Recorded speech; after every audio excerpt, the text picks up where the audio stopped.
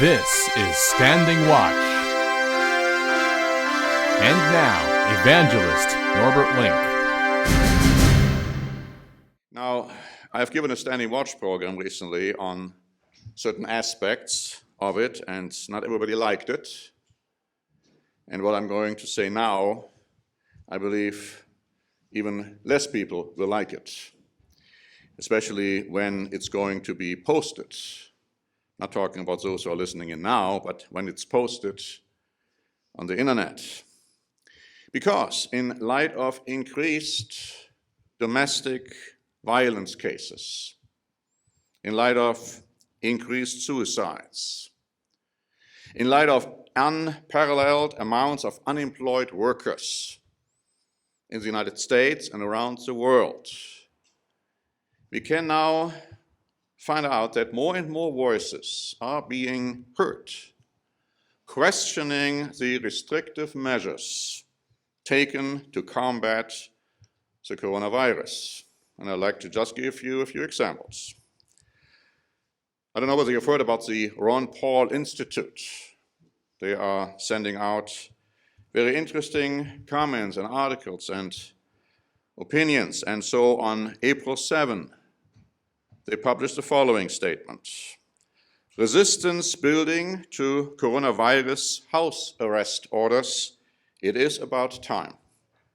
And then they go on to say, across the country, from political leaders to small business owners to parents who just want to take their children to the park, resistance is growing to the authoritarians who have effectively suspended the Constitution and placed most of the country under house arrest. Lawsuits are also challenging unlawful stay-at-home orders. What if all the hysteria-driven orders have actually made the virus outbreak even worse? More scientists are coming forward to argue for the Sweden model of moderation rather than lockdown. Now, Ron Paul is not the only one raising those concerns. Just this morning, the Washington Examiner published the following article. Attorney General William Barr said the United States would be wise to make sure measures taken to stem the spread of the coronavirus do not necessarily infringe on the civil rights of the United States citizens.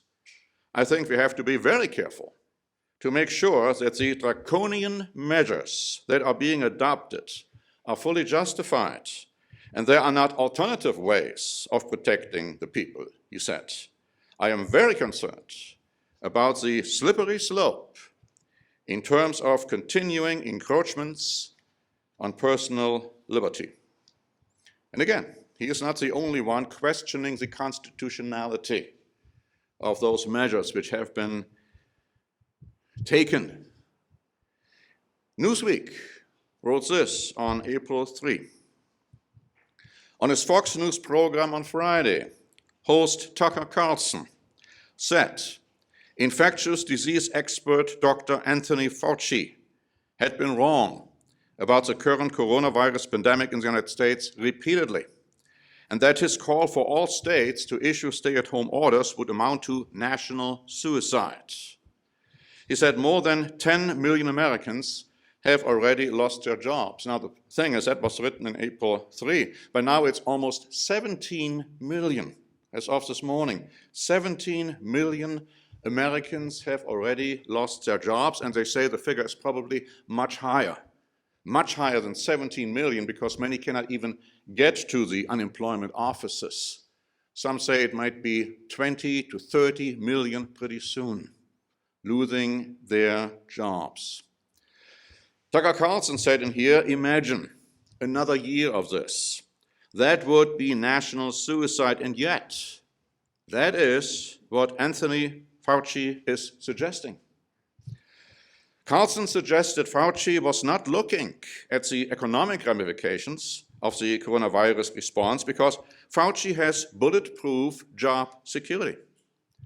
High US unemployment rates, according to Carlson, are a far bigger disaster than the virus itself, by any measure. Our response to coronavirus could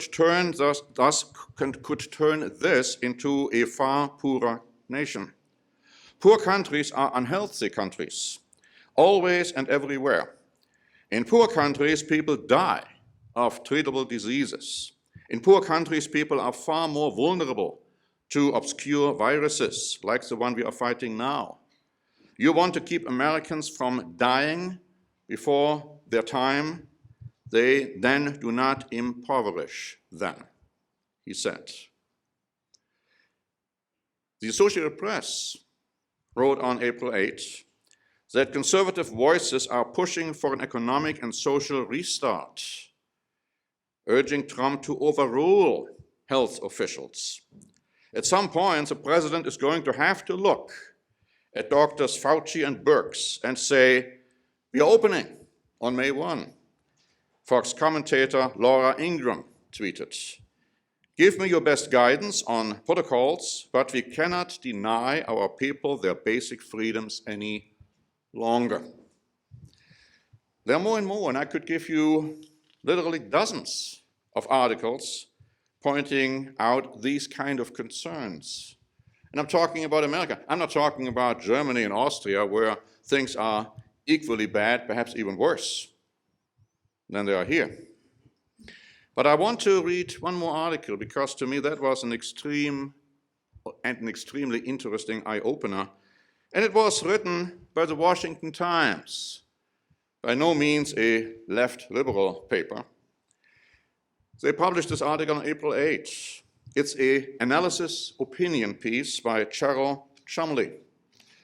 And that's what she wrote. It's a rather lengthy article. I just want to give you a few excerpts. When I read that, I thought, that was so predictable. That was so predictable. You might agree with me, you might disagree with me when you hear what's being said here.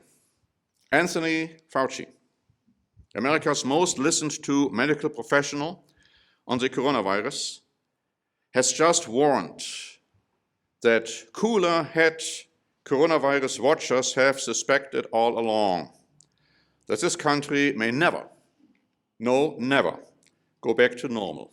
Never. That is, Fauci suggested, until a vaccine is developed. And by logical extension, that is to say, never, until the vaccine is developed, that must then be included on the required list of shots for all children to attend school. What great news for Bill Gates, who just announced his foundation is going to spend billions of dollars to help build factories for 7 possible coronavirus vaccine makers. Spend is probably the wrong word here. Invest is more like it. Deaths due to the coronavirus are wildly open to interpretation, wildly speculative, wildly unscientific. What do doctors consider a coronavirus death?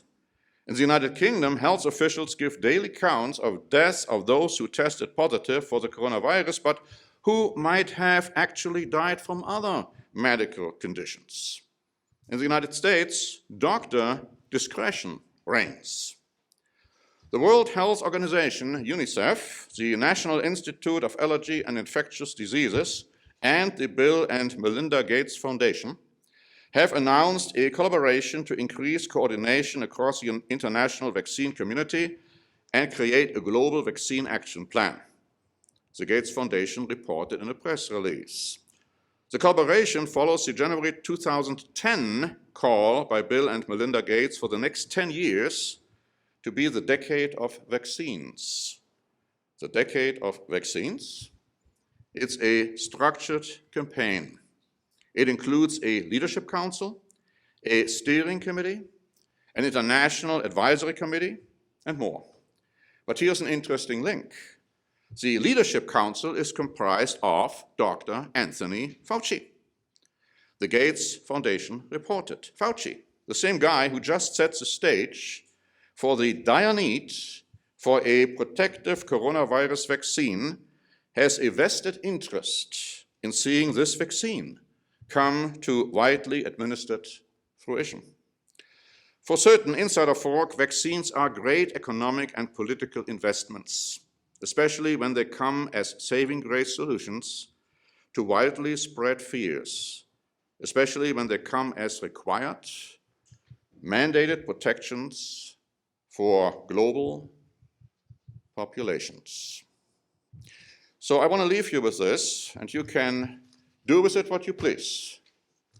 But my cautionary remark is to be extremely careful not to just jump on every new statistics you might be hearing about. Oh, there's another case here and another 10 or 20 or 100 or whatever cases there where people have died of the coronavirus, because they may or may not have died because of the coronavirus. And when it comes to the vaccines, who would have a monetary interest in it the most? Standing Watch is a presentation by the Church of the Eternal God, P.O. Box 270519, San Diego, California 92198. More information is also available at our website, eternalgod.org.